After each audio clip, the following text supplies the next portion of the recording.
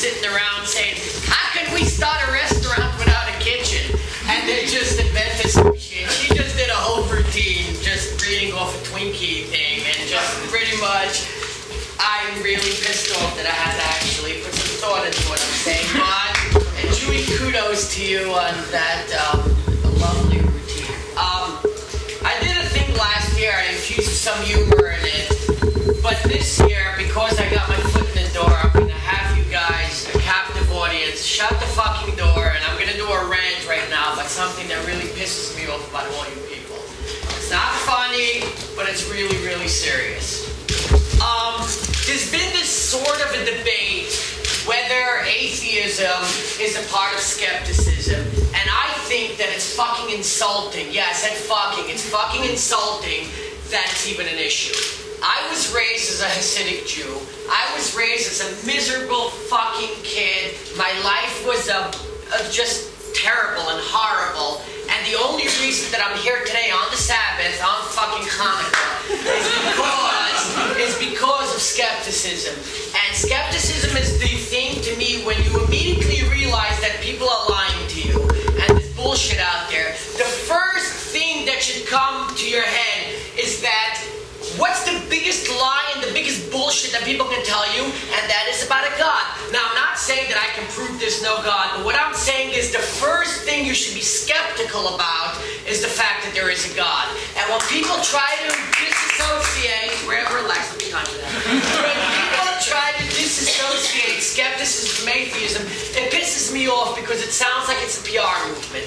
It sounds like this is a guy that's working for an organization that's looking to promote something, and he's diplomatically trying to take away the whole atheism thing because we're going to be alienating a whole group of people that are brainwashed enough to believe in something, but we still don't want them to believe in the Loch Ness Monster, and we still don't want this, so we'll let them stay with their idiocy that they grew up with.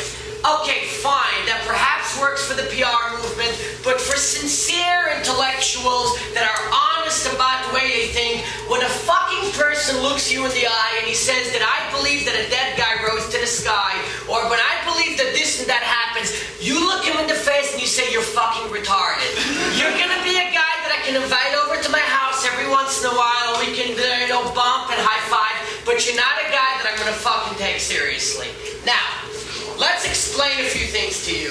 And again, if I overtread the limited time that I have, it'll just cut into your Q&A part, so your problem. I'm still decent friends with some people in my family, and I got this note, which is an emergency appeal. This is something that's circulating in the Jewish community that I am privy to, and they're trying to raise a ton of money, thousands and thousands of dollars, because they are trying to raise money for something that is amongst Jews. Now, okay, let me be honest here, and let me be clear.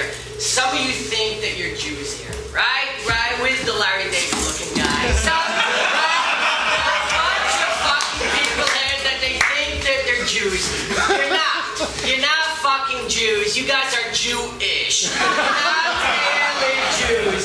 When I refer to Jews, and when I skewer my people, I'm talking about all the nasty fucking miserable people that are ruining their kids' lives, their wives' lives, and everyone. So don't compare the Steven Spielbergs of the world. Don't. I am talking about the nasty fucking people that you guys should all, which is the title of my little thing here that this Nazi made me have, that you should all be anti-Semitic like I am. You should everyone here should leave this place being a fucking self-hating Jew or an anti-Semite and be proud of that fact. And that's what this is about. Now, a mess mitzvah. Let's break down the words. The word mess means a dead person in Hebrew, a mess. A dead person is a mess. And a mitzvah is a good deed. You know, bar mitzvah, bas mitzvah, works on it. I had a bunch of issues researching this actually, because when I put into Google mess mitzvah, I got a bunch of like Lindsay Lohan pictures and saying, oh my God, she was such a mess at her bas mitzvah and stuff like that. So I couldn't do lots of research. But this is a call for appeal for Jewish fucking people. And what this says is that this great scholar who survived the Holocaust died. Now, his son, unfortunately, unfortunately, is not an adherent to Jewish customs and traditions, and as such, wants to have his father cremated. Now, we all know that Jews can't fucking be cremated. Why? Okay, let the comedy ensue. Well, he died, apparently when the Messiah is going to come, because we all know your fucking Jesus guy really wasn't the real deal. But when our guy shows up, we're all going to rise from our graves and we're going to march towards Israel. And if you... No, you're laughing, but this is reality. But if you cremate us, we're going to be a bunch of fucking ashes. And, oh, come on, let's be honest. Ashes are not going to go much in Israel, right? Zombies need to get out there, Mark. We can't have the ashes do it. Now, of course, when I asked my father, wait, hold on a second. But 50 years after the guy's buried, when they open the grave, he's the entire bones and there's nothing. Well, hey, now you're getting into a whole different story that we're going to get to in a minute. The bottom line is that today, the most important thing that an Orthodox Jew can do is deal with dead people. They're raising money because their father's son wants to have him cremated, and they're trying to pay him off. They need to bring the body to New York. Now, what I want you to understand is they're raising $50,000. Money that could be going to orphans, money that could be going to poor children, to starving people, to homeless people. Not only are they raising this money, but they are basically telling you something that's been brainwashed into us from day one, that everything that you're doing here is way beyond any good deed that you can do to another person. And now, this really hits home, and I apologize to anyone that takes it personally. I have not spoken to my mother for 3 years. And part of the reason that, I know, it's not that funny. Part of the reason that I haven't done that is because the morality system that Orthodox Jewish people have is fucked up.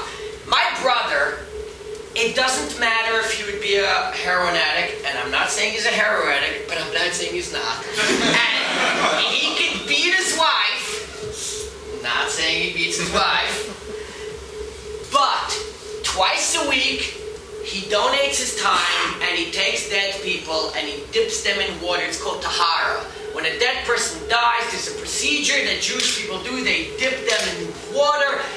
My brother... What the fuck is going on? This shit is catchy. This is good. My brother does something which in my parents' eyes is the greatest thing that a human being can do. My parents have nothing but shame in what I did. The fact that I went to law school, the fact that nothing matters to them. All that matters, dude, do you realize your brother takes time out of his day at night and he dips dead people into water? And I'm standing there saying, yeah, he dips dead people into water before he goes to Atlantic City, and how is this making him a better person? And what we need to realize is that Jewish fucking people, we're not talking about a small enclave of Amish retarded people that are living in Hersheytown. We're not talking about people in Utah. We're talking about in Brooklyn, New York. We have hundreds of thousands of fucked up people that are getting away with their bullshit. They're getting away with the bullshit, and I'm gonna try my hardest to put a stop to it. Now, let's discuss some customs that these people do, and if you guys are all intelligent guys, you might be privy to this information. I don't know if you do or if you don't. I'll discuss 3 traditions that these crazy psychopaths do. That I grew up, and I am so distant and I'm so removed because in the year 2000 I removed myself intentionally from this whole lifestyle. I don't even realize how fucked up this was. 2 years ago, man, she's really annoying me. Sit down. 2 years ago, my grandfather, I was in Israel for the summer. My father called me up. He's like, your grandfather slipped on the sidewalk. Go visit him in the hospital, this and that. I had not seen him for a bunch of time. I didn't see my uncles and aunts for a really long time. And I show up to the hospital. I say, fine, he's on his deathbed. I'll go say whatever, he can't move, whatever. I show up and my aunt is there. And I run up to say, oh, I'm so sorry. And my aunt goes like that. Within 5 minutes, I get a call from my mother from New York saying, why are you embarrassing the family like this? I'm like, what? She goes, you know you can't kiss your aunt. And I'm like, are these people so fucked up? Am I so far removed from reality that I can't even kiss my aunt? This is how disgusting these people are? Well, something called kaparas. I don't know if you guys know this, but once a year, the holiest day of the year is Yom Kippur for Jews. Well, there's no better way to celebrate the holiest day of the year than to fling chickens around your fucking head. Okay? Now, I don't know if you know about this. This is a tradition that all Jews do. The morning before Yom Kippur, it's the somberest, the holiest, the saddest, the quietest day of the year. If you say a joke, they punch you in the mouth. You have to walk around like this. Everyone wakes up at 5 o'clock in the morning. You wake up and you go to Williamsburg or Brooklyn or Borough Park or any place where there's a big concentration of Jews, and there are fucking trucks of chickens all over the place. There are little Mexicans that hold on to the chickens, and for $20 they give every Jew a fucking chicken. And I'm not making this up, this is a real story. And you stand in line, fathers and sons and daughters. Of course, there's a lot of science behind it because the boys have to get boy chickens, the girls have to get girl chickens. And everyone grabs their chickens, and you grab your fucking chicken, and you stand behind the paper, and you start to fling the chicken over your head violently. Again, none of this I'm making up. This is reality. After you've been waving your fucking chicken over your head, you put it on the ground, and you have to step on it. No, it's not dead. You fucking step on the chicken. After you step on the chicken, you then toss it to a shaykhit, who is a fucking guy that kills something and whatever, and he gives a blessing, he thinks it, he grabs it, he flings it behind him, and they grab it. By 8 o'clock, 9 o'clock in the afternoon, there is a mound of 10, 20,000 dead chickens in the middle of Brooklyn, New York. Now, I ask you an honest question. If motherfucking Muslims were twirling squirrels around their heads once a year before Ramadan, stepping on them, throwing it behind them to the imam that was doing something with them, gouging their eyes out, and whatever, how fucking long would this tradition take place? How? Within 15 minutes, Sean Hannity and Bill O'Reilly and everyone would be down there saying, these people, they can't build this next door to this and everything.